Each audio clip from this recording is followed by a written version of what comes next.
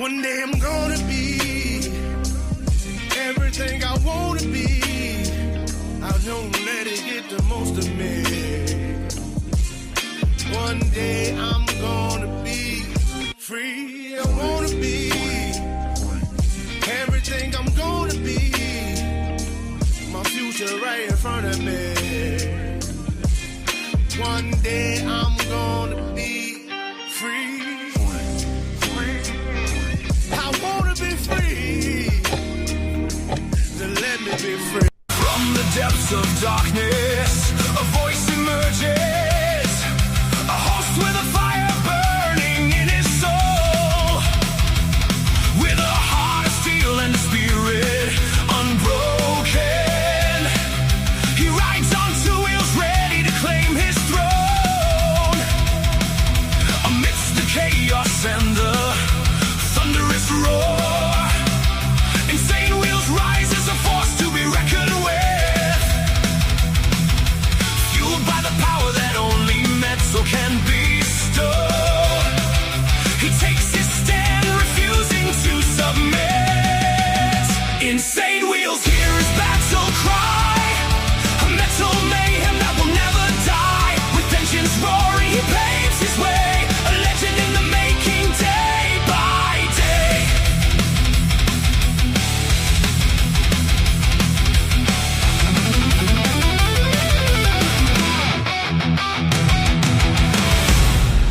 Holy cow, man. We got a lot to discuss this morning. We got a lot to break down this morning. Great to see everyone in the chat, man. Let's get it. All right, as you guys can see from the title up here, Iran war escalates, as well as Trump assassination plot from Iran standpoint. And then Charlie Kirk's case is, well, it's been a week-long ordeal, and we're trying to figure out what's going to happen, if it's going to go forward with him being charged or not. Well, basically tried.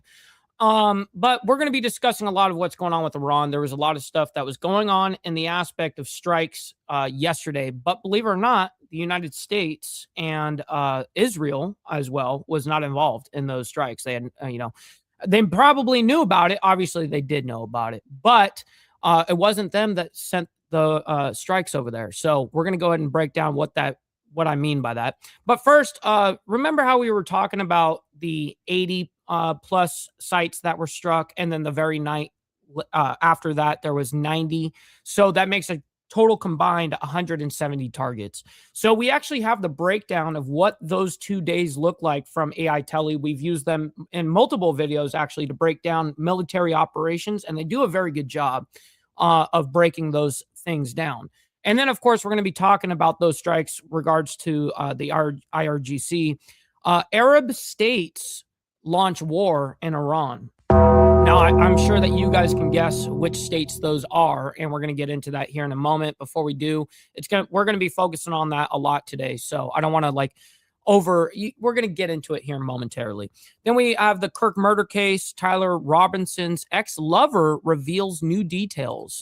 And by the way, I have not watched or listened to that exact thing yet. We're going to find that out together. So another thing on that is Tyler Robinson allegedly confessed to an ex-lover about Charlie Kirk shooting. And that's a very important thing, because he's basically saying it wasn't me. I'm the wrong guy, right?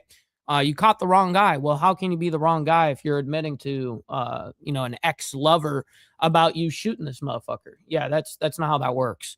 Then we have Maine Democrats scrambled to replace Plattner as dropout deadline looms. And yes, Plattner was that Maine Democrat, I think he was running for the Senate or House, one of the two. Nonetheless, he was running for Congress, and he got, he has sexual allegations against him. He has a couple of other things, and he decided to bow out. So now the Democrats are definitely going to struggle to find somebody to do this election, because, I mean, what, it's like a week until the actual or week and a half or whatever until they do their primary, but whatever. Then we have some interesting news regards to the Palm Beach Airport is now been renamed as President Donald J. Trump International Airport. So that has been changed. I saw that yesterday on Instagram. I think Trump posted that he was with the new plane, at Trump International. And I was like, okay, I didn't know that he had an airport named him after himself in Palm Beach. But then I looked into it and found out, oh, well, they just changed it. Makes sense. Then we have Iran assassination plot targets Trump as, of course, something that has been talked about a lot in the media. And Trump has been talking a lot about it since he went to the NATO summit over there in Turkey. So he's definitely been talking about it a lot in the aspect that, you know, Iran's trying to kill him. He's the number one target for Iran. He's definitely thrown that rhetoric around. And if that all those kind of things are true, which I do have some video for you guys on that, which it is true from what I've saw. Yeah, that can be an escalation of war. Now, you got to also understand you're in the middle of war and you're killing or taking out their people, their IRGC members, their infrastructure, their military operations, stuff like that. So, of course, hearing that is not actually surprising to me, right? And then we have some crazy news that just broke out about 47 minutes ago. Spain wildfire. So far, 12 are dead and 23 are missing. Now, it doesn't say exactly how many, first of all, if it's contained at all, and also how big the wildfire is. So I looked in the details. Unfortunately, it doesn't say it. So quickly, before we get into the madness, let's go ahead and do our call to actions, and then we'll get right into the madness of Iran and everything else that's going on here. Make sure you guys hit that like button, double tap that screen. If you guys are on the vertical side, I very much appreciate it. And it's free to do so. You know what else is free is hitting that subscribe button. This is what we do Monday through Friday. And then, of course, we have members only on Saturday morning where we don't discuss any of this shit. We have a good freaking time.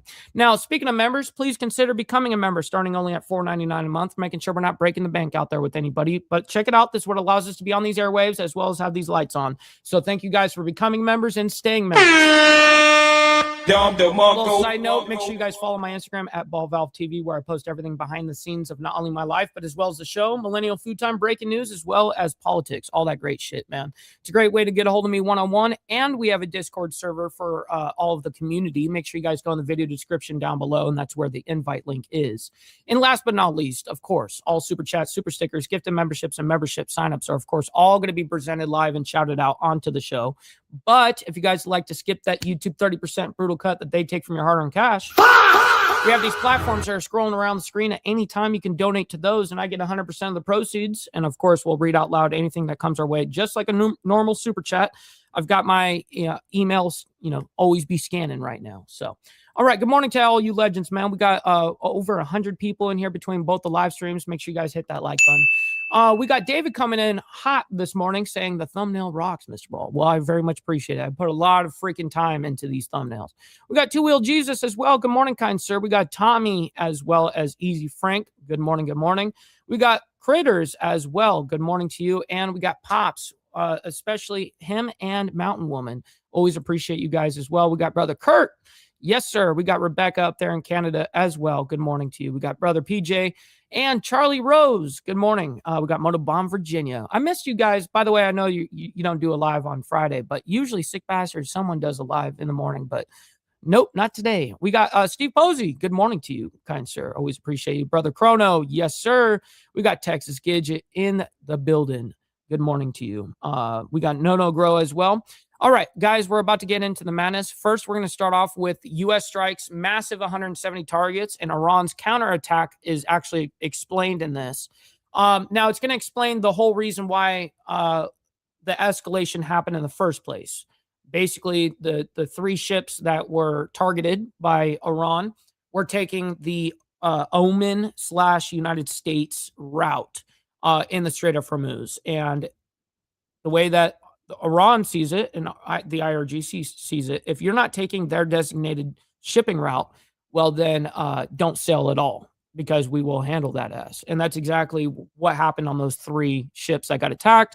And now we escalated into this point, right? So anyways, so this explains the 2 nights, because the first night was 80 targets.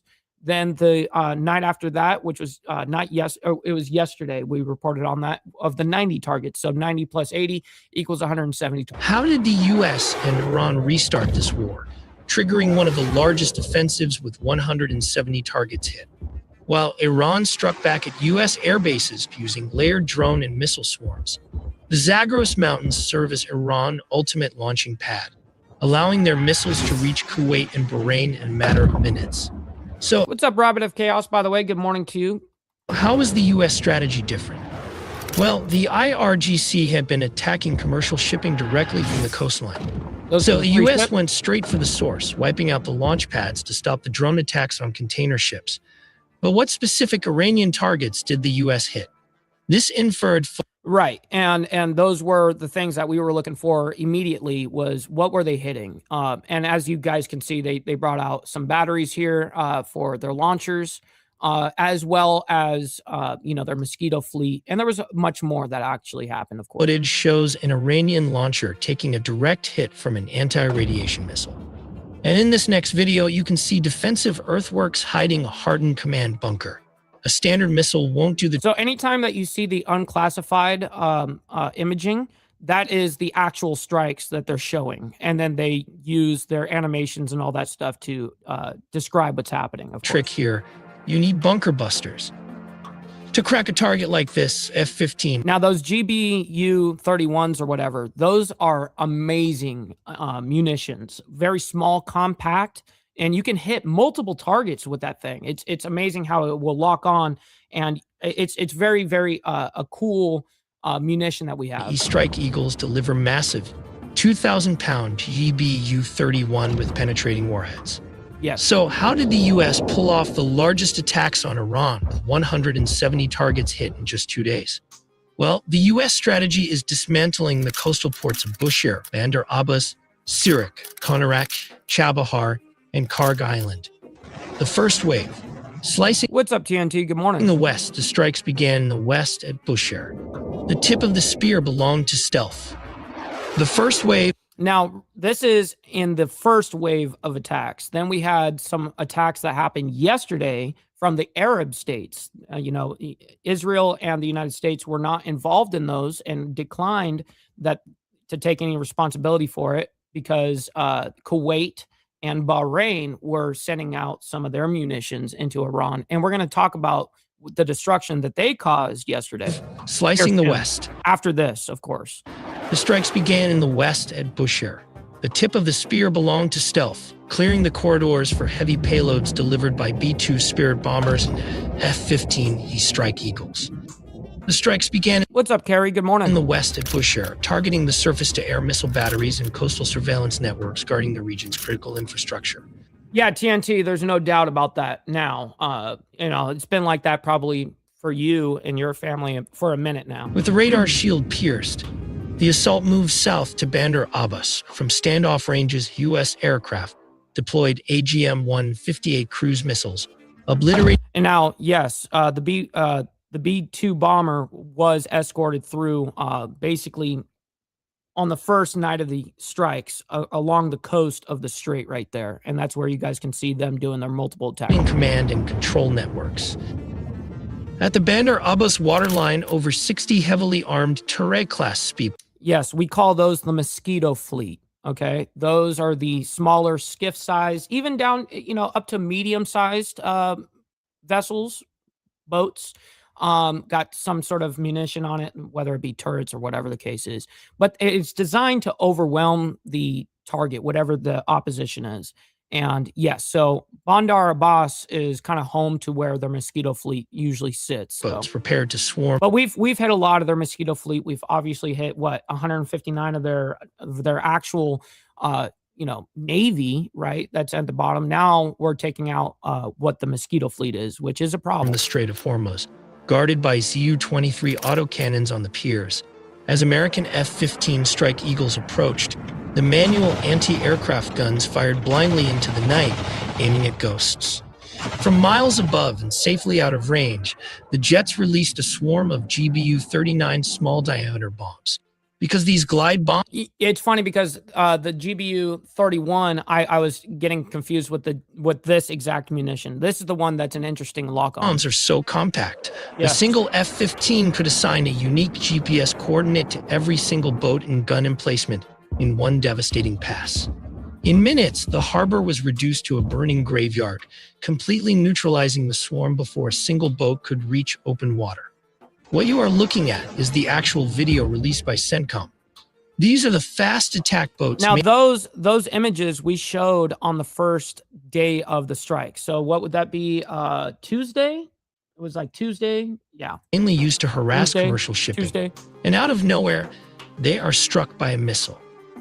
If you freeze the frame, you can actually see the missile just before impact, and it is probably a Hellfire missile. It's a weapon that locks onto the infrared heat signature of the boat, making it purpose-built for destroying fast-moving targets. Further east at the port city of Sirak, the mission shifted to neutralizing immediate threats to commercial shipping. The U.S. dropped 500-pound GDMs using the F-15E Strike Eagle on hardened military logistics infrastructure and coastal surveillance assets tucked into the rugged coastline.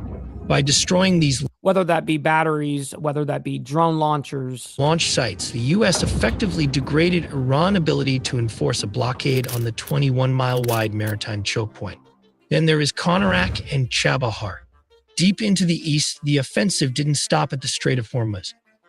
It extended deep into the Gulf of Oman, striking the southern port cities of Konarak and Chabahar in Sistan and Balochistan province. Yes, and those two got struck last night as well. Jets dropped GBU-39s as explosions tore through missile sites. By eliminating these specific facilities, the U.S. removed the threat of loitering munitions that had been heavily utilized in previous attacks on merchant vessels. Nearby, an airport runway in Iranshar was cratered, with Tomahawk cruise missiles fatally striking a firefighter on the ground and completely crippling the region's logistical air support. But how do most people actually make sense of these infrared videos? This is what we need. What you're looking at here is an Iranian missile launcher, and in just a few seconds, it gets hit by an anti-radiation missile. Let's freeze the frame right here and slide the infrared footage aside. That Iranian launcher is part of a Baver missile system. Right there. And the weapon the U.S. used to take it out is likely an AGM-88 HAR. The initial blast from the missile, combined with the launcher's own rocket fuel cooking off, is exactly what creates that massive fireball. Well, this rugged surrounding terrain, and what a... Well, you know, that's something that it kind of comes down to passion as well for doing what I do, is objectively just look for facts, right? And finding the reports that are bullshit, which are most of them, and then finding out objectively what is happening. Usually what I go for is like on the ground stuff, right? I'm not going based off of what governmental officials say. I always go off of like what CENTCOM is saying or any type of, IRGC, whatever. And even then there's some bullshit, but you got to decipher what is true and what's not. Appear to be defensive earthworks perfectly match the profile of a hardened command and control bunker or a localized coastal surveillance node. Well, to take out these kind of... What's up, Miss Lotus, by the way, and steak and cheese. I like that to make it sound like steak and cheese. Word up. Absolutely. Light up. Targets, an AGM missile will not do the trick. You need mid-level bunker buster bombs to hit the targets.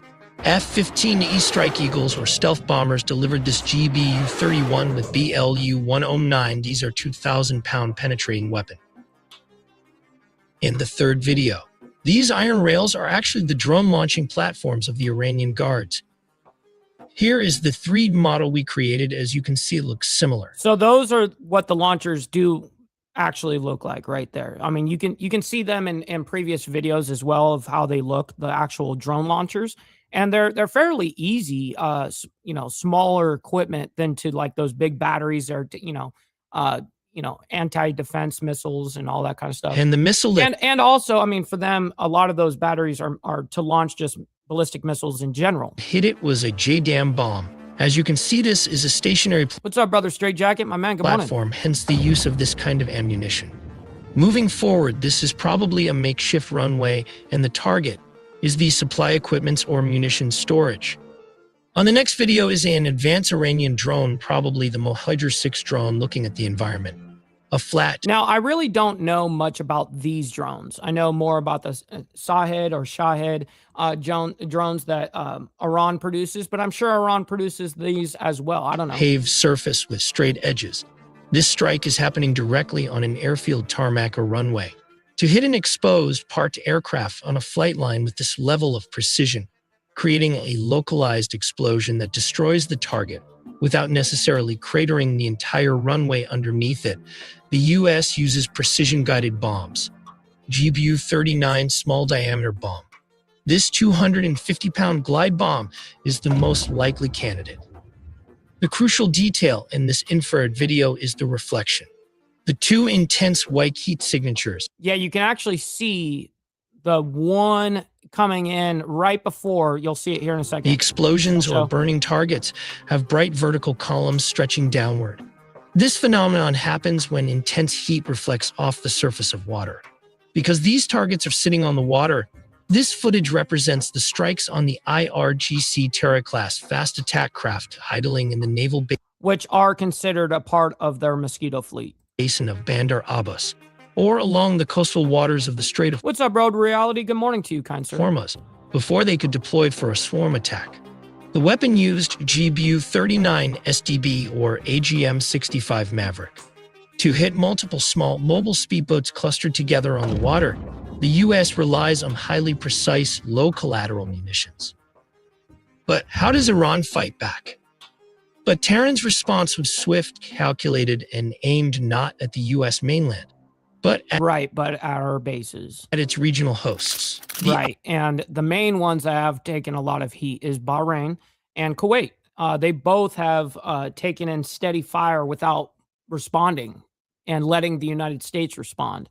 Well, yesterday, those two countries right there, Kuwait and Bahrain, they both got involved and started attacking Iran without, United States backup or without Israel or any of that. They did their own attack yesterday, and it was fairly brutal. IRGC, and we're going to get into that here soon, launched a retaliatory wave of drones and missiles directly into Bahrain and Kuwait. In Bahrain, they aimed for the facilities at Jafar and Sheikh Isa, home to the U.S. Navy's 5th Fleet headquarters. This is the very command hub that coordinates the destroyers and submarines launching the Tomahawks. To bypass the world's most advanced air defense network, the IRGC relies on saturation and precision ballistics. Instead of fighting for air superiority, they overwhelm American hubs like Ali Al Salem Air Base in Kuwait, of course, and the 5th Fleet headquarters in Bahrain through sheer numbers. The operation coordinates from the rugged Zagros Mountains. Mobile transporter erector launchers emerge from hidden underground tunnels, fire their payloads, and retreat back into cover within minutes to evade satellite detection. The strike hits in overlapping waves. First, massive swarms of low-flying Shahed 136 kamikaze drones flood the airspace. Now, those are the ones that we all kind of know. Iran not only makes those, but they also sell them to Russia and shit like that. These cheap loitering munitions bleed the defense grid dry, forcing U.S. THAAD and its batteries to exhaust their costly interceptors on low-value targets. What's up, brother TVT? Good morning. This is exactly how Iran would strike U.S. allied bases in places like Kuwait. For context, Kuwait sits just 150 miles, about 200. I've played the game Risk, but I'm going to be 100% honest. I suck at it because it was too complex for me at the time. I think when I actually played it, I was a young teenager. And I think it was just too much for me at the time to really grasp. But yeah. 140 kilometers from the nearest Iranian coastline. This proximity makes it one of the most accessible targets for a strike against a U.S. ally in the region. Because the American-operated Ali Al Salem Air Base is so heavily fortified with Patriot missiles, presents a much harder target. However, even a high target value has its breaking point defenses, meaning an attacker still has to launch in massive volumes to ensure a successful strike. To do this, Iranian forces fired more than 30 Fata ballistic missiles, accompanied by a swarm of Shahed kamikaze drones. This saturation strategy worked perfectly against the heavily defended base by flooding the airspace with multiple threats at once. Which is super easy to do for Iran because, it's so simple for them to just angle their fucking ballistic missiles at, a certain location that doesn't move right there from mainland. And then, of course, the same thing with their drones. Just start launching them. Just overwhelm the shit out of them. Once they overwhelmed the limited number of Patriot and they do end up getting fucking hit. Batteries stationed there. The defense systems managed to intercept many of the incoming missiles, but not all of them. That is the It's not an Iron Dome, and even the Iron Dome you can slip through. You can slip shit through if you overwhelm the defenses. brutal reality of a saturation attack. If even just 4 ballistic missiles slip through the net, the devastation upon impact is catastrophic. But why did Iran fire on those ships in the first What did they raid us this morning, Kurt? You got to let me know. place, reigniting this entire war? Well, it all started when Iran tried to set new rules for ships sailing through the Strait of Hormuz. So, what route are cargo ships actually supposed to follow? Well, that's the ultimate dilemma. Right now, commercial captains are caught between 2 completely conflicting sets of orders. On one side, you have Okay, so this is the very, very important thing that I was explaining on the diamond effect and also what I explained on our own show here. Okay, so the 2 different shipping lanes is there's actually 3 shipping lanes, but they only ever show 2, and I'm going to explain why. So the red shipping line on this graph right here is Iran's shipping route that they want the ships to go through, okay? And there's a reason why it wants to go through here. Because it allows, it actually, they didn't even put this line correctly where the actual line is. It actually goes through that very small island and the big Kesem Island so that they can collect tolls. Here, I'll actually pull up the real map of that real quick, and then I'll continue explaining. You have the United Nations and the Western allies telling ships to use a newly established southern evacuation corridor, a path that safely hugs the coastlines of the UAE and Oman. The other side, you have Iran-Tehran demands that all maritime traffic travel strictly through their designated northern choke points. The IRGC has made it absolute. They should use the Tehran-approved transit lanes or don't sail at all. They've issued a blunt warning to the entire shipping industry. Any vessel caught taking alternative routes, especially that UN corridor down near Oman, will be stripped of its safety guarantee and treated as an active target. Which brings us to the ever-lovely. Why did this massive container ship end up in Iran crosshairs? Because her captain took a gamble. The ship was deliberately hugging the southern Omani shoreline, trying to use the UN-safe passage to slip out of the Gulf. But to Iran, bypassing their checkpoints wasn't just a detour. It was a direct challenge to their sovereignty over the strait. Okay, so this is the best one I can show. And yes, and they finally did show on that one right here, where I just paused it, at the very tip top, that's going in between that small island and the bigger Kesem Island. So let me quickly move this and bring this up for us. Okay, this is the best one I can find right now.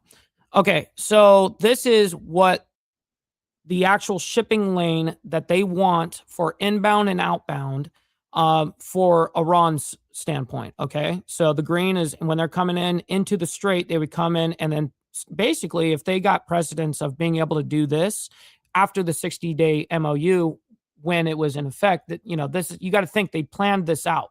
So if they could get away with doing this, then when the 60 days is up, this is how they would designate being able to force these ships to pay tolls. So that's the inbound and outbound. But anyways, real quick, let me go ahead and show you guys what I mean by this. Hold on here. Let me go back to that video.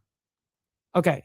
So the 2 shipping lanes that are shown in this whole thing is showing the United States and Oman shipping route, which is down that lower,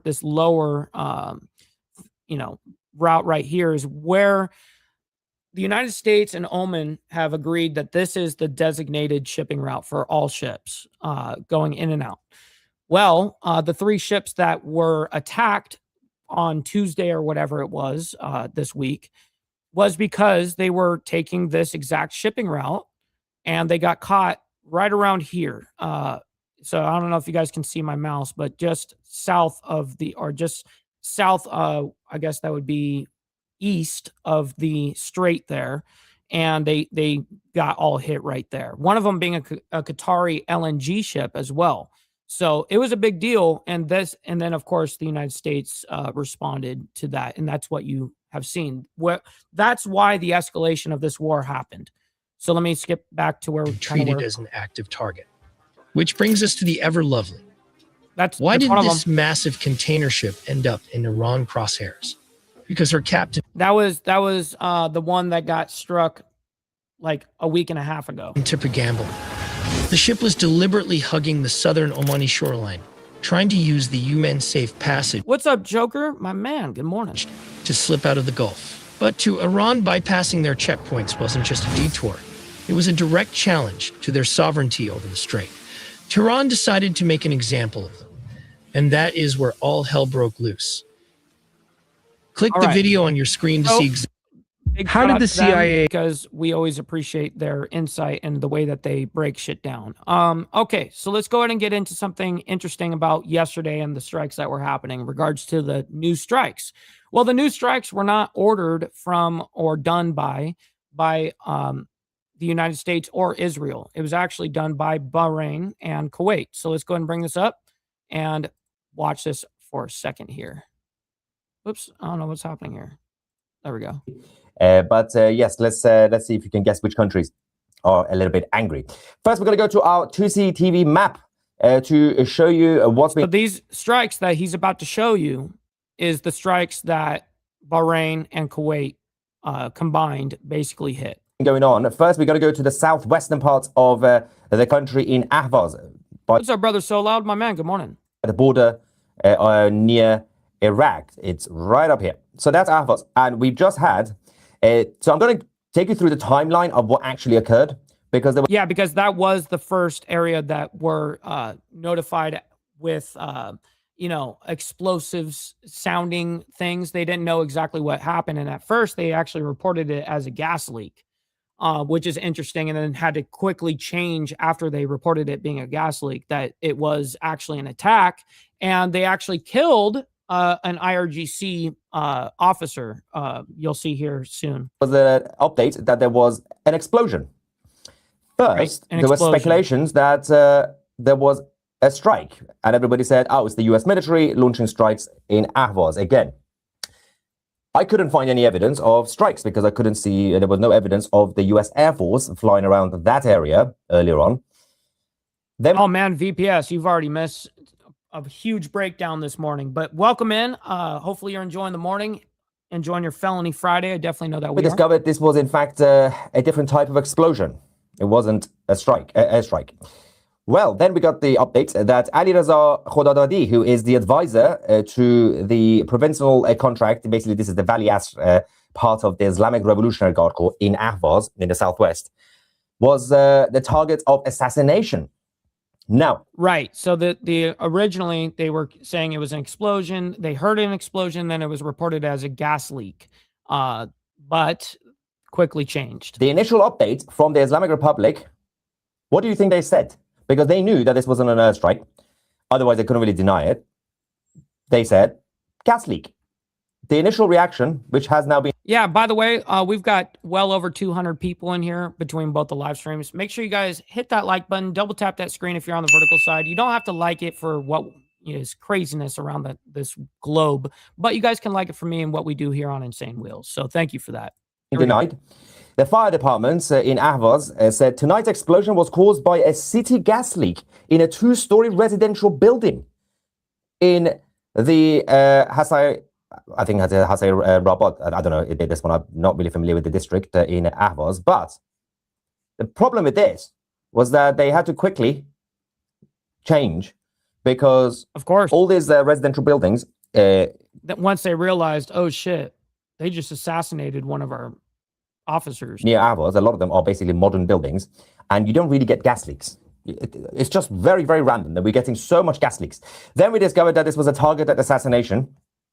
We don't know about the condition and well-being of that IRGC official, but Chabahar was also a target for strikes. Again, people thought that this was the U.S. military. The U.S. military denied it. Let's go to Chabahar. Now, don't get it twisted.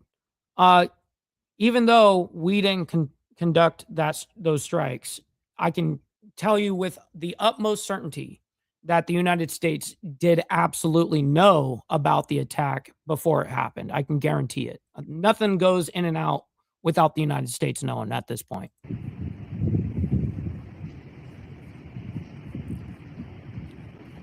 Again, for those who are not necessarily familiar, just as a reminder to show you So that was where the very first report was during this day, yesterday. Where this part is, it's actually in the southeastern part of Iran, right down here. We had a number of explosions, which again, we can now say that according to the Islamic Republic state media, Kuwait and what's up, brother Beaker? Good morning. Bahrain are Happy responsible. Friday. Now, if that is the case, of course, the Kuwait from here, Bahrain from here. We do know that the Arab states have targeted. Now, those are the two locations that were targeted the days prior by the United States. They also struck this area right down here in the south part where it goes all the way past into the Gulf of Oman, basically. Other areas, but in terms of Chabahar, this is obviously coming from the Islamic Republic state media, but the Americans have denied the Chabahar strikes. The Israelis have denied, of course, saying that we're not involved in this one in the southeast. The Americans have hit Chabahar last night quite a lot, but tonight it was the Arab states. But going to quickly Mashhad in the northeastern part of Iran, which is located right up here. Now, this is not, there's multiple areas that were hit, but one of the most interesting spots that were hit, he's yet to even explain. Tonight, we've had the body or the empty box of Ali Khamenei being moved all the way from Karbala in Iraq to Mashhad, from the left side to the, obviously, the northeastern parts of Iran. The funeral was slightly disrupted as we just had a massive shooting and a targeted attack on the ground. The Immortal Guard of Iran are being accused of carrying out these attacks, but there are also other groups, ethnic groups in the eastern parts of Iran that could be responsible. But a number of IRGC Basij forces members were targeted, and 3 were confirmed killed at one checkpoint. So there were checkpoints across this. Okay, we're going to fast forward a little bit here because we're going to get into relevant stuff with the United States and also these strikes again. Mojtaba Khamenei did not turn up, despite promises that he's going to show up. He's going to make a surprise appearance, like his right. Regards to the funeral, Taylor Swift is going to jump out. So he's going to take off the turban, and the hair was going to go. It's going to be great. We're going to have a fan, just like proper, like Madonna. But the IRGC told us that they advised this supreme leader, the cardboard supreme leader, against attending the funeral of his own father. All the other sons of Ali Khamenei were there. The rest of the leadership of the Islamic regime were there. So apparently it was safe for them to be there. But for the one-legged Gayatollah, it wasn't necessarily safe. So Gayatollah he used. Oh my God, that's hilarious. One-legged Gayatollah. Listen, don't go after the one-legged motherfuckers. Just, you know, it is what it is, but that is hilarious. Gayatollah. I do believe that the IRGC were absolutely correct to advise a non-existent, invisible leader to not turn up, because if he turns up, nobody's going to be able to see him. It's just air. So that was a good advice, and he's taking a nap tonight while his dad, who was barbecued, is being buried. We're going to go back to the videos this time around the Bushehr in the... Okay, so quickly, it's going to be important for us to get into... hold on, he's getting back into the strikes here. That occurred was the CNN. So we're up there in Mashhad, up here. That's where he was showing that actually there was a lot of strikes that were conducted up there. Isolated incidents. And it's a gas leak in the southwest and isolated incidents in the northeast. We have also had a number of explosions near Bushehr.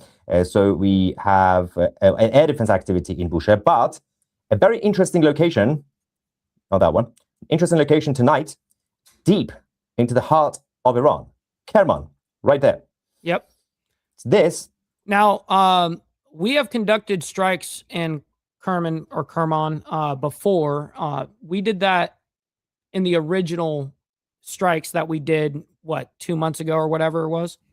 This area, which has been hit before, but is way outside of the coastal zones that has been have been mostly the targets for the Americans and obviously the Arab states. But Kerman is getting hit. We also obviously did have Iran Shah at the airport late last night, which we reported earlier on, that was hit. The United States military quickly clarified that they were not involved in these strikes. Although obviously, if the Arab states like Bahrain or Kuwait are carrying out these sort of... And look at that live view from Mashhad, Iran. That's that area that got struck a lot during yesterday. That's the city. It's actually quite beautiful. Attacks, they will notify a U.S. Central Command because CENTCOM are there in the region. They have to monitor everything. Yes, exactly what I was telling you guys is anything that's going in and out of these countries, such as any type of, munitions, the United States knows about it. So yes, the United States was not a part of these strikes or attacks from the Gulf states, but they absolutely, I can tell you with certainty, knew about it and what cleared it for them to do it. Whatever's coming out of Iran, whatever's going into Iran, and they obviously the United States Air Force are flying around all the time to monitor the situation. The Arab states will have to notify them, will have to get the green light from the Americans in order to do it. So this isn't really the Americans saying, "Oh, we are innocent, we don't know what's going on." They know what's going on. They're just saying that, "Oh yeah, this time." Hell yeah, Kurt. We always have a fucking good ass time on members only. We don't discuss any of this crazy shit, and I know that I say that because it's very, very fucking true. I say it all the fucking time when promoting members only. But we totally react to like funny shit, craziest shit, you name it. We're doing like big collage reactions and stuff, and a lot of hangout type style. It's good times. It's good times. It's still a show, of course, but it's more laid back, us having a good time. Wasn't us, it was somebody else, basically. Look at the Arabs. We also have the Islamic Republic's official news agency saying that apparently a naval facility of the IRGC has been attacked again, this time in a different location. Where are we talking about? I'm just going to get the confirmation of the location because I think... oh yes, we are. Hell yeah, Beaker, my man, coming in hot. By the way, becoming a YouTube member. Let's fucking go. Becoming an Insane Wheels member, man. I can't thank you enough for hanging out with us and as well as supporting out, man, on the membership level. That's what allows us to do this. No, I'm not joking. If I relied on like donations to do this, I wouldn't. It wouldn't work. You know what I mean? This is the way that we fund what we're doing. So thank you very much for that, Beaker. It goes a long way. Here we go. Not far from Chabahar. This is in the same province, the Sistan and Baluchistan. I think this is in Konarak. Yes. Oh, you renewed so if we quickly go back to this. In the southeastern parts of Iran, next to Chabahar, we have had missile attacks in Konarak as well. So let me bring that back a little bit. So that's the two locations in the very south that were struck by the United States in the days prior, and then also the Arab states also just struck that. Next to Chabahar, we have had missile attacks Brother GEG, in Konarak as well, hitting the IRGC Navy. Again, not the Americans or the Israelis. So this is again the Islamic Republic state media called it enemy. Oh, you know what, Virginia Chaos? I do suppose that we got to snack on that big ass sandwich at some point. Man, motherfuckers talk all the shit they want. But you see me, I'm sitting up here snacking on this big ass sandwich, not getting a fuck. Kiss my dick, motherfucker. Shit. All right, back to this. Enemy. It's like the Daleks from Doctor Who. The enemy. Exterminate. But there is an update coming in. Just been trying to verify this over the last few minutes. I think we can now report this. Yep, this is a big deal, what he's about to report. Yeah. Okay, good. Another IRGC member. Ladies and gentlemen, breaking news on 2C TV. Once again, another IRGC commander has been eliminated in Shiraz. Earlier tonight, around 7 p.m. local time. So one of the Arab states struck him, and this is the one where the first reports were. This, I believe, is the man that they were discussing at that first explosion sound, and then they said it was a gas leak. He was assassinated. We've had a number of missiles that hit the city of Shiraz. And by the way, we got Mama Iron Ranger in here. Good morning to you, by the way. Good morning. Brigadier General Ibrahim Mortazavi Nesp has been killed in the latest round of attacks on the Islamic occupation terrorist bases. So that's now been claimed, and I think this would probably warrant some sort of retaliation tonight on neighboring countries. But again, the Islamic Republic only managed to hit 2 areas in Bahrain. Was it Bahrain or Kuwait? Bahrain last night. Here, Pops, I got you. Why are you gay? You are gay. Shit. They also targeted Jordan and Kuwait and other places, and Qatar. They also hit Qatar, but they didn't actually hit it. Everything was intercepted. I think a statement coming in from the deputy governor of Bushehr from the IRGC side. Before we get to that, a couple of things here. Dagenham Dave says gas. All right, let's go ahead and bring this up where I wanted to specifically show this right here. Away $100 million reward for whoever manages to take out President Trump. Let's go to the Islamic Republic state media with English subtitles. این پلاکاردایی که دستتون گرفتید تو تشییع از آقا چیه؟ معنیش گفته که اگه ترامپو بکشه 100 میلیون دلار جایزه به این هشتگ مراجعه کنه مشخص میشه. الان امروز شما اومدین تو تشییع رهبر شهید انقلاب Real quick, those signs read $100 million or 100 million reward, hashtag kill Trump, Netanyahu, Pete Hegseth, and Dane Kane as well. اسلامی ترامپ هم تهدید کرده، جنگ هم تقریبا از دیشب آغاز شده. نمیترسین؟ به هر حال برای آقامون باید می اومدیم و ما ملت امام حسینیم. شما چطور نمیترسین امروز تشییع حضور دارین؟ نه نمیترسیم. برای چی بترسیم؟ بیاد ما چی میترسیم؟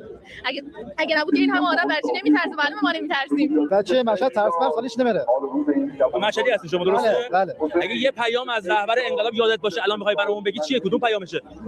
مثل منی و مثل او بیعت نخواهد کرد.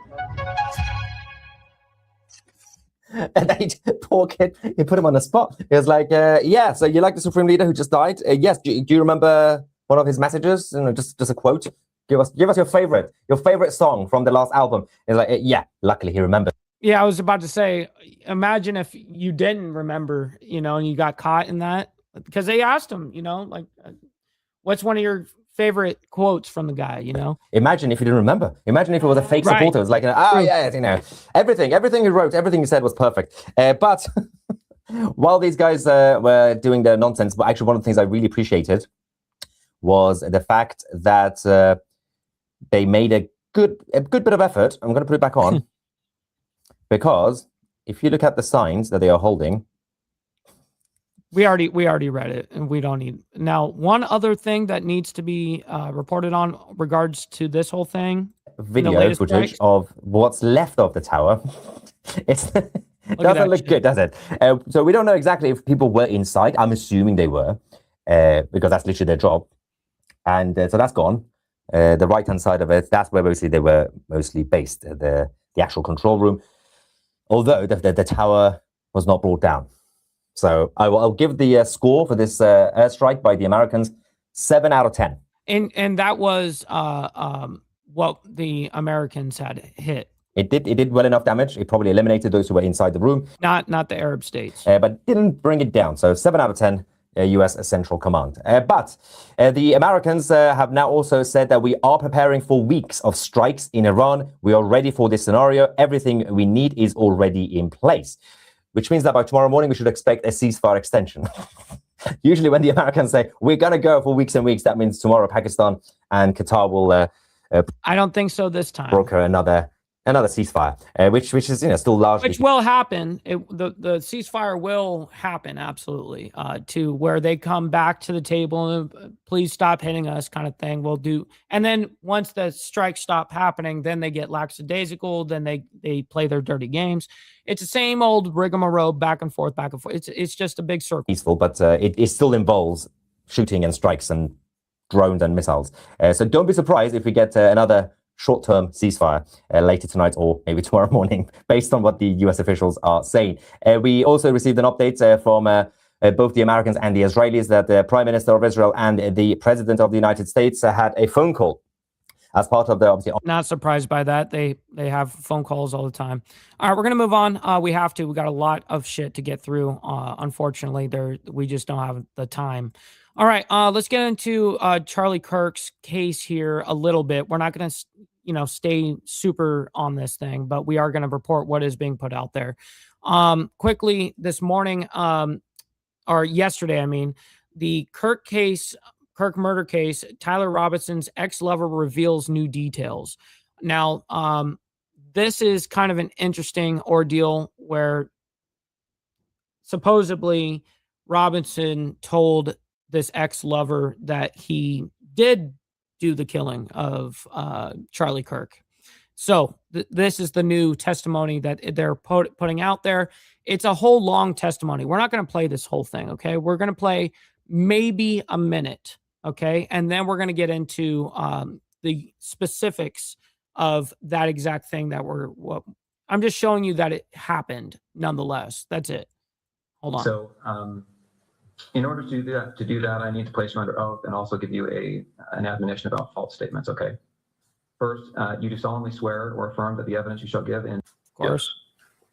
And so that's a dude. That's a dude right there, by the way. That's his ex-lover. One of his ex-lovers, I guess. Notify the statements you are about to make may be presented to a... But I do have a question. Why are you gay? You are gay. Just asking. You know, I'm just asking the question. Magistrate or judge in lieu of your sworn testimony at a preliminary examination. Any false statement you make and that you do not believe to be true may subject you to criminal punishment as a Class A misdemeanor. You understand that? Yes. It potentially could be used as for punishment as a higher offense as obstruction of justice. In addition, I just want to make sure that our recording here is clear that you've also been given a federal agreement and a state agreement granting you immunity from prosecution for materials that you discuss now. You understand that? Mm-hmm. Okay. First, we're going to cover some of the things that you've already talked about, but to make it as part of this record. First, what's your name? Full name with middle name or just first and last? First and last is fine. Okay, my name is Lance Twiggs. Lance Twix. And do you know Tyler Robinson? Yes, I do. Yeah, I do. And this is the same Tyler Robinson that's been charged with the shooting of Charlie Kirk? Yes. And would you say when you first met Tyler? I think it was 2023. I've known him longer than that, though. That was, I think... Be good out there, Brother Beaker. We always appreciate you. The first time I met him in person. Okay. And will you describe your relationship with Tyler when you first met him anyway? When I first met him, I didn't know him super well. He was just a new roommate. So I knew he knew my friend group, and I knew he liked playing games, but that's about it when we first, when he first moved in. Okay. The answer, Kurt, is yes. Before we go on, I realized my mic was muted at the outset. Was yours on, your microphone? Okay. Yeah, they're doubled up, but nonetheless, okay. So he admits that they were a thing, and he says that, you know, Robinson actually spilled the beans to him about it. But nonetheless, we're not going to play the whole that whole confession or whatever you guys want to call the immunity aspect or testimony. That's the word I was looking for. Okay, let me go ahead and bring this up quickly on the same topic though. Is this welcome back and live now from Fox? I'm your host. Where we may have the specifics here. It is day 4 of the preliminary hearing of Tyler Robinson, the man accused of murdering Charlie Kirk. A live look right now outside of the courthouse there in Utah, where that preliminary hearing has been underway. Some new evidence in the and we should know somewhat maybe an answer if they're going to actually go forward trying him. We should know maybe by today. They originally said it would be a week-long ordeal, you know, for the week, a 5-day whatever. And so today is theoretically the the 5th day now? Yeah, 5th day now. Preliminary hearing for Tyler Robinson emerged today. The court finally heard a pre-recorded interview between prosecutors and Robinson. Because this was from yesterday afternoon. Former lover and roommate. Now, prosecutors have spent the last several days laying out the evidence that they believe connects Robinson to the fatal shooting of conservative activist Charlie Kirk, while the defense has been working to challenge that evidence every step of the way. Today, a main focus was that recorded. What's up, Blair? My man, good morning. Interview with Robinson's former partner, Lance Twiggs, after the judge ruled that parts of that video could be played in court, while other parts remain redacted. So Twiggs, I thought it was Lance Twix, but Lance Twiggs. The judge also ruled that Robinson and Twiggs' Discord messages can be shown in court. So a lot of developments today, and joining us now to help break down everything that we've learned and what this could mean moving forward is Utah criminal defense attorney Greg Skordas. Thanks so much for joining us here on Live Now from Fox. Glad to be here. So, you know, we saw portions of Lance Twiggs' pre-recorded interview where he says Tyler Robinson told him in person that he regrets the shooting. How significant was that moment from a legal standpoint?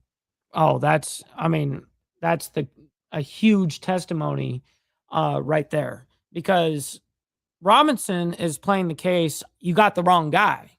I may look like that, whatever the case is, but I just happen to be there at the wrong time, kind of thing, where they thought it was me, and that's it.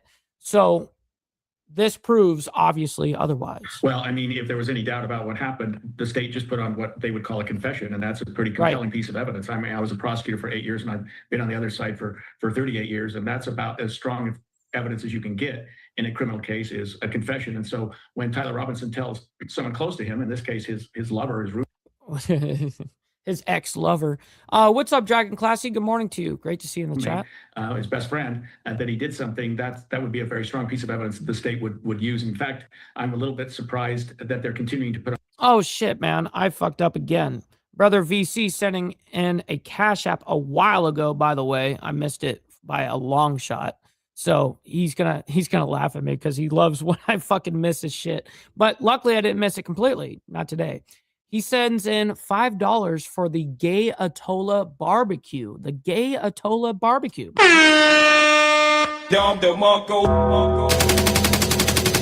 That shit is way too funny. When he said Gay Atolla, I was like, oh my God. On evidence for the preliminary hearing because they probably established what they need at this point, which is just a very low level, what we call. Yes, actually, that signifies a great fuck up that we all need to embrace our fuck ups. Don't beat yourself up over past mistakes.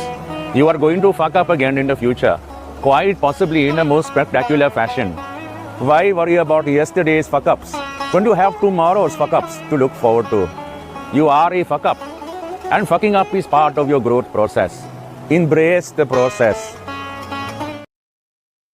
We always will embrace the process. Listen, no one's too good to embrace the process. I'm telling you. That's how we roll out here. Cause.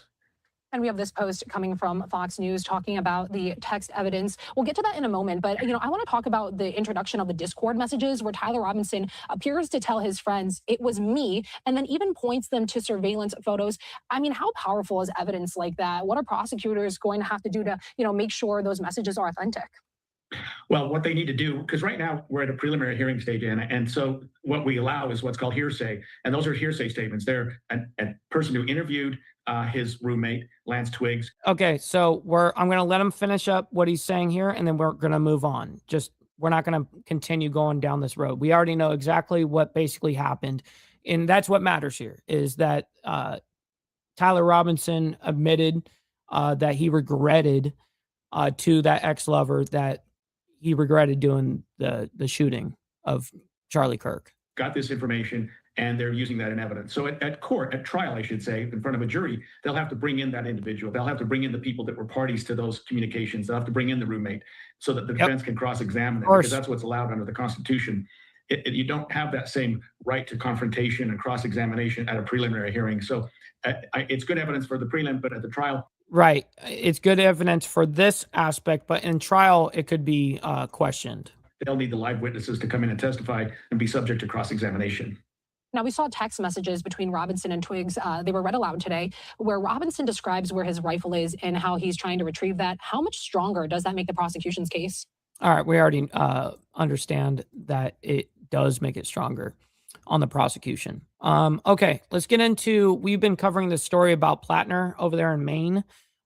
Maine Democrats scrambled to replace Plattner as dropout deadline looms. And yes, I mean, they're about to have this election up there very, very soon. I think it's like within like a week and a half or something, 2 weeks or something.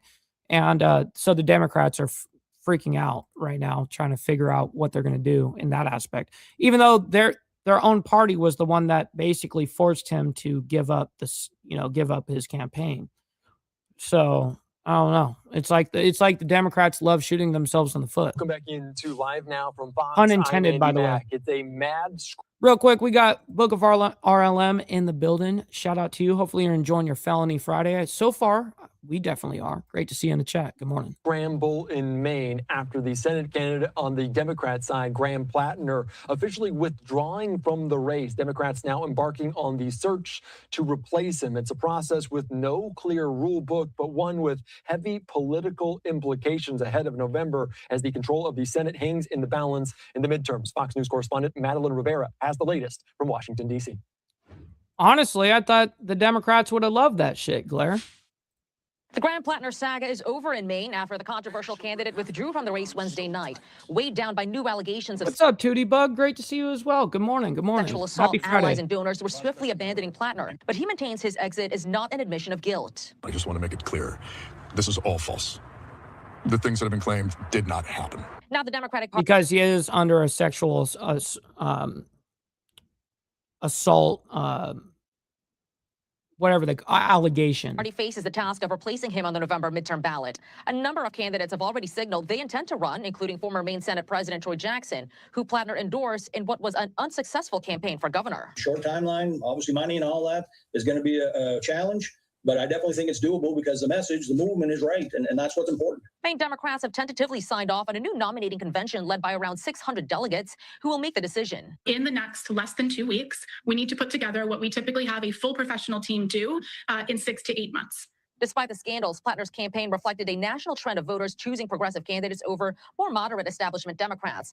Can someone do me a favor and look up when Maine's primary is going to be supposed to be held? A trend he hopes to see continue with his successor. The process needs to assure that what comes next is reflective of the Mainers who on June 9th turned out and showed that they are desperate for a different kind of politics. The party has until July 27th to name a new nominee. In Washington, Mala Rivera. So they have until the 27th, which is what, 17 days from now?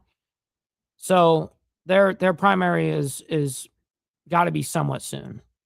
Fox News. Almost too many different candidates pushing forward, jockeying to replace Plattner at this moment to take on Republican Susan Collins come November. And this comes... Yes, we are officially in overtime. You know what they say, no tax on tips, no tax on OT. Make sure you guys send in your freaking money. Absolutely. All right, just get the money part done. Give me money. Money me. Money now. Me a money needing a lot now. Speaking of the devil, we got Brother So Loud coming in with the 10 spot. My man, thank you so much. He says, let's get that overtime pay in. Absolutely. You know we're getting down with our bad selves in some OT today.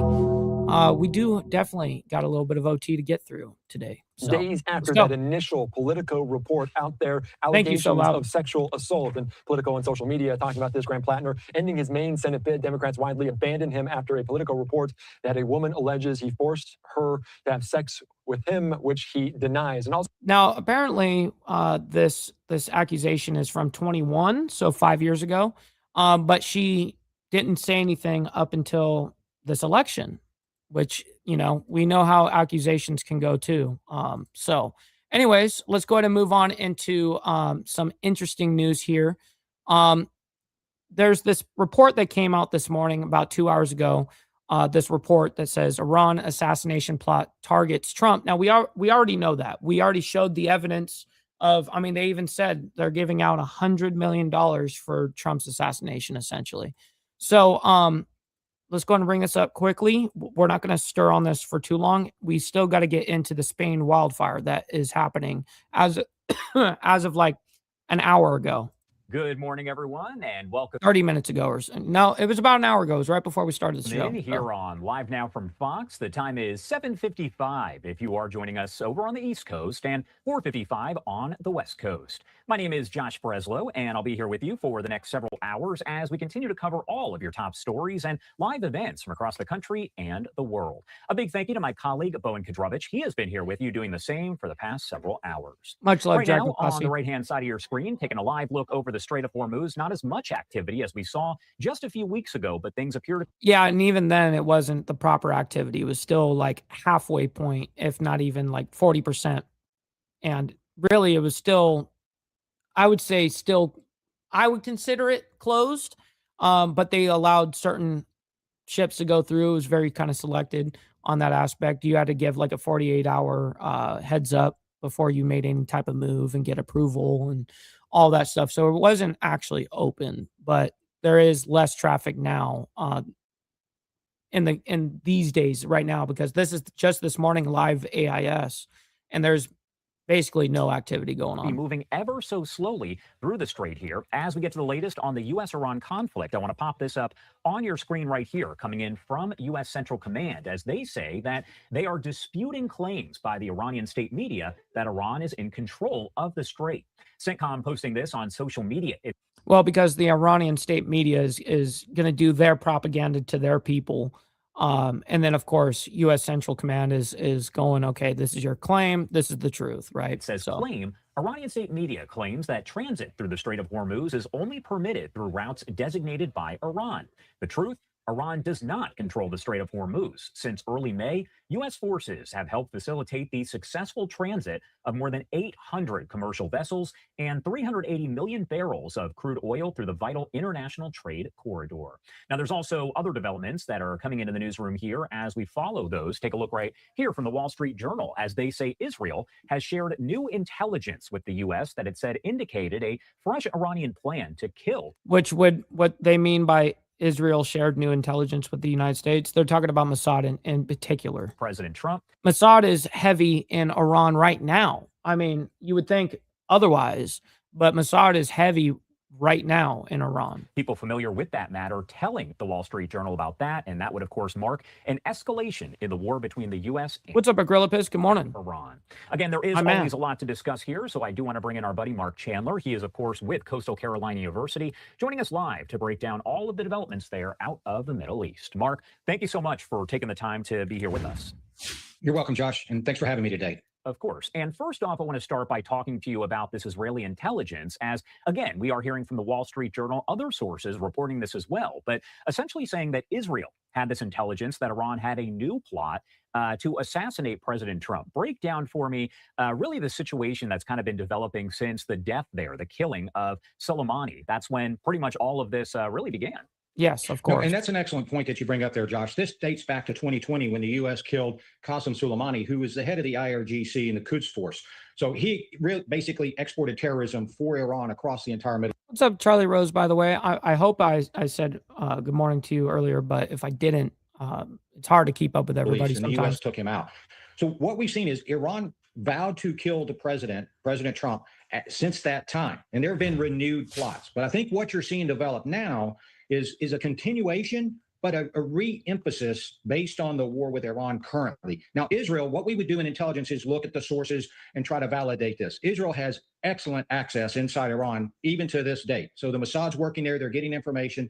They found it credible enough to See, I was just telling you guys that Mossad is heavily still in Iran right now. report to the United States, and the United States is working through this and also finds it credible. So those are key points that we need to bring out in evaluating this threat to the president as a continuation, but as a renewed emphasis to Absolutely. You be good out there, Kurt. We'll see on the take out flip the side. president. If we recall, he was at the NATO summit in Turkey, and Turkey doesn't have the best border security. So a small team could easily infiltrate through Turkey, bring some shoulder-fired SAMs. That's easy to smuggle through the mountain passes out there and attempt to go after Air Force One. And I believe that's why you saw the president take out the original Air Force, fly out on the original Air Force One earlier this week. It's got better defensive mechanisms I don't really want to go into here, but suffice to say, more secure to get him out there. Just because he's back here in America, Josh, doesn't mean he's completely safe and the threat can be taken off the table. Iran will work through proxies or assets it has here in the United States to continue this threat. And as you said, here on U.S. soil, you know that we have all of that security around him, Secret Service, other agencies that are watching him constantly. But again, there have been several assassination attempts against him, not necessarily saying that Iran was behind those, but also important to note. Now, I was looking to see if they were going to show any of the images that I showed you guys earlier regarding the $100 million reward for Trump's assassination from Iran's standpoint. But unfortunately, they did not. But I already showed that for you guys. So we're going to move on into this Spain wildfire. 12 are already being reported dead and 23 are missing. So let's go ahead and bring this up. It doesn't show how much it's been contained. They don't show how many acres have been on fire or any of that stuff. They don't show any of that. So we're going to, hopefully this report will show it. Now, also, little side note, I know there's a lot of chaos going around the world, but make sure you guys hit that like button, double tap this screen if you're on the vertical side. Not for the craziness, but for me and what we're doing here. So thank you for that. My name is Josh Breslow, and we continue to cover this breaking news coming in internationally out of Spain, where at least 12 people have now been confirmed dead, and 23 others, at the very least, are still missing after one of the deadliest wildfires to take place there Terrible. in Spain. And you are taking a live look here at some of those images that are coming in at this hour. Now, we know that several victims of the fire in a southern province there, which is a popular holiday destination, were found inside burned out vehicles and were thought to have died while trying to get away from those flames. 8 people have been injured and a further 23 are considered unaccounted for. The regional leader saying that some 150 firefighters and 220 soldiers from Spain's military emergency unit were battling that fire, which has now consumed about 7,900 acres of forest and farmland, and that number only expected to rise. Regional emergency authorities said that 4 British nationals and other unspecified foreign nationals appear to be among the dead. We have not heard from the U.S. State Department as to whether anyone who's missing or has died is actually from the U.S. We'll, of course, keep you updated there. But the fire broke out in a hamlet in a semi-arid area in the mountain area, and authorities have not confirmed the cause, but said that people who called to report the fire said that a fallen power line had sparked a blaze that spread rapidly into a nearby forest. Damn. Most of the victims died while, as I That's crazy. I'm always fascinated how fires start, and it's surprising to me that down power lines doesn't happen even more often, and then of course setting fires. But this one happened to be one of those that mentioned did. attempting to flee and ignored the shelter-in-place instructions. What's up, brother Sterling, my man? Good morning to you. To the emergency services in the Happy area. Friday. One group did so via a dry riverbed, which, quote, turned into a death trap. Again, officials saying that. 7 people died while on foot after abandoning their cars, likely looking for some kind of way out. The Spanish Prime Minister expressed his condolences, writing on X, quote, immense sadness and desolation in the face of the terrible consequences of the fire affecting the province of Almeria. Spain. You know, I really didn't catch if was the case, but it kind of sounded like it. It sounded from the small parts that I'm picking up, it did sound like that there were homes involved, but maybe there wasn't. But there are people, unfortunately, 12 dead and now 23 missing. And then, of course, that's not showing the injured people either. Has battled frequent and severe heat waves in recent years, with temperatures often exceeding about 104 degrees Fahrenheit. Wind, high temperatures, and a little rainfall there help small wildfires grow into unchecked blazes that burn out of control. In June, Spain experienced several days of record-setting heat with over 1,000 excess deaths attributed to... Yeah, over there in Europe and all of that region, I mean, they're going through a very, very like a heat storm. I mean, just going through it right now. It's crazy the amount of people that went out looking for ACs, fans, all that stuff. Like Costco level department stores were selling like big ACs and stuff like at the front door, like at a like a Black Friday event, but it's not Black Friday. It's just a day in Europe because I don't know, a lot of those countries over there, they don't need AC really. I mean, they just, some parts of the year they're uncomfortable.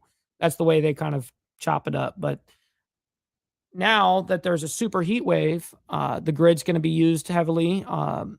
You know, people are going to be going out and getting ACs and shit like that, putting a burden onto their grid that they're not necessarily used to either. Heat. Again, at last check here, officials over in Spain saying this is now one of Spain's deadliest wildfires on record, killing 12 people overnight. Wow. So they're saying this is the deadliest Spain fire that they've ever had. Wow. With about 23 others still considered unaccounted for. We'll keep you updated here on this developing story, this breaking news, as we continue to get more information. Yeah, it's very true, Blair. We do believe in AC. That's for damn sure. I mean, right now, we're in my house. It is 65 degrees. That's what it is right now. So listen, ladies and gentlemen, I can't thank each and every single one of you guys enough.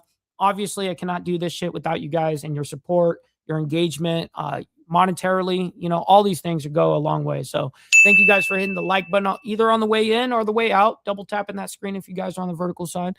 Listen, stick around. We're going to be rating our buddy Chatting with Stacks. He's live right now. Make sure you guys let him know we're coming through with the Mike Ball / Insane Wheels raid. And listen, we're going to be back tomorrow morning for members only, as you guys know. So make sure if you guys got a gifted membership this week or whatever, make sure you guys show up on Saturday, tomorrow morning, 10 a.m. Central Standard Time. We have a good time. Anyways, We'll see you guys very soon. God bless you guys. Enjoy your weekend. Be safe out there. And much respect to everybody. Be safe. From the depths of darkness, a voice emerges.